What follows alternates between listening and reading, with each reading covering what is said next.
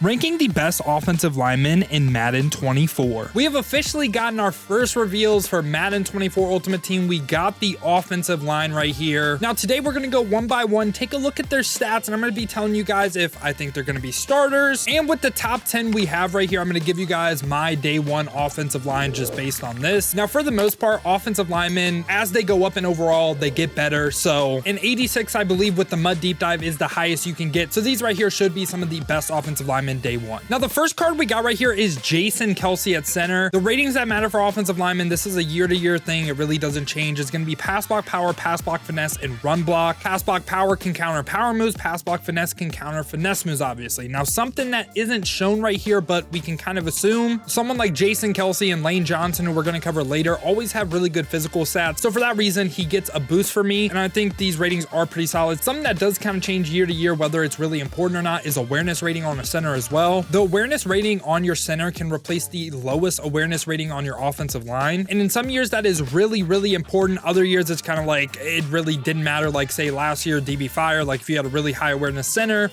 it didn't really help you pick up DB Fire that well, right? So that remains to be seen if that's going to matter this year. Now at another 86 right here, we have Creed Humphrey. You're going to notice, I think the main difference between them is the fact that Jason Kelce is more like finesse blocking and Creed Humphrey is more power. He has pretty high pass block power, pretty low pass block finesse, and really good run block. When you think about who they're going to have to block, this obviously, like, it can change a lot. Some people play defensive ends at defensive tackles where the finesse of like Jason Kelce can help. And both these guys should be extremely well statted physical wise. So I think either or you can't go wrong. But Creed Humphrey does have slightly higher run block too. And I believe he's over 300 pounds. Jason Kelce is below. So if you plan on running the ball a lot, Creed Humphrey is probably going to be the guy at center for you. After that, we get 86 Joel Bitonio right here. And Bitonio right here is actually really, really balanced. So far, I believe he has the best stats we've seen with 86 pass block finesse, with 86 pass block power, 84 pass block finesse, and 88 run block. Seems like an absolute beast at a guard spot. And right after him, we get Trent Williams. I think they did Trent Williams. I don't want to say they did Trent Williams a little bit dirty,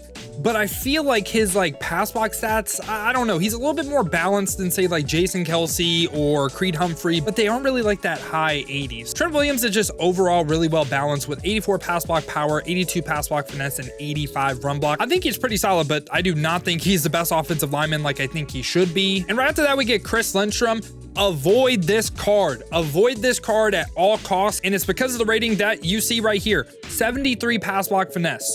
No, thank you. Avoid this card at all costs. Again, since he's an 86 overall, he's probably going to be pretty expensive, but I am begging you guys, avoid this card. I get he has like high awareness. That pass blocking at a guard spot, in my opinion, is just unusable, even at the start of the year. Just avoid this. I think there will be even better like lower base elites that at least have an 80-80 like combo for pass block finesse, pass block power that would be better than this card. I don't know how he's an 86 and he has 73 pass block finesse. That is kind of crazy. And now at another tackle spot right here, we got Lane Johnson. I again am gonna say avoid this card because of the low pass block finesse. He has good pass block power, good run block, and he will be extremely good physical stats wise. A lot of people at the beginning of the year are gonna have higher finesse moves than Lane Johnson has pass block finesse. Like for instance, this Aiden Hutchinson, which you will probably see a lot, 87 finesse moves compared to 77 pass block finesse. He is not winning that matchup just strictly based on a rating standpoint. So again, this is someone that I'm going to go ahead and say to avoid. Something else I want to point out real quick that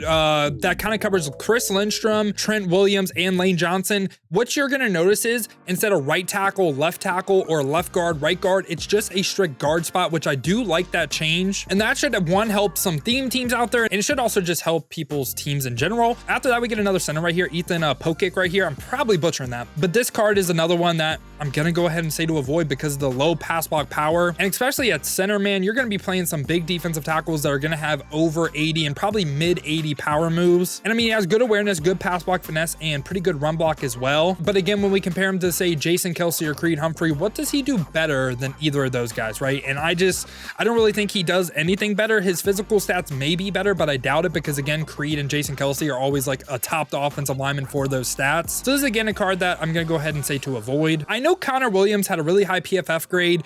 I don't know how he's an 85 center, and Zach Martin isn't on this list. What?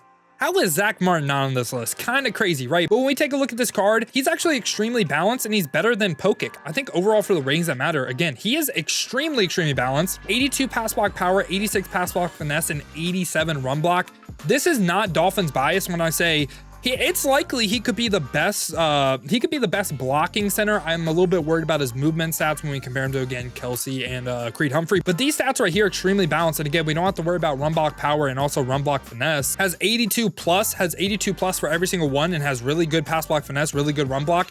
I think he's probably going to be my day one center. And after that, we get Joe Tooney right here. This is another card right here that is extremely well balanced with 83 pass block power, 85 pass block finesse, and 80 run block. Has 80 plus for all those spots. So he's someone that I would target over Lindstrom. I think he's a little bit better than Lindstrom. So this likely could be your starting day one guard as well. And lastly, right here, rounding out the top 10, we got Andrew Thomas. Andrew Thomas is, again, extremely well balanced with 85 pass block power, 84 pass block finesse, and 84 run block. That's actually really good stats all the way across the board. Now to end off the video right here, I'm going to be telling you guys what my starting offensive line could look like. Again, we don't really see rookie premieres right now, but going from the left side of the ball to the right side of the ball, I'm going to give you guys 2 tackles, 2 guards, and the center out the bunch that I think looks the best. At one of the tackle spots, I will say Andrew Thomas. Again, I really like how well balanced he is, and the run block power really doesn't matter. And the overall best guard, I think, is Joel Bitonio, and he's just, again, extremely well balanced. So this is someone I'm targeting to be on my offensive line. For center, I will say Creed Humphrey. I was kind of thinking Connor Williams. I think he's up there with these guys, but the reason I'm going Creed Humphrey is based on what I think are going to be playing. Jason Kelce higher in the pass block finesse.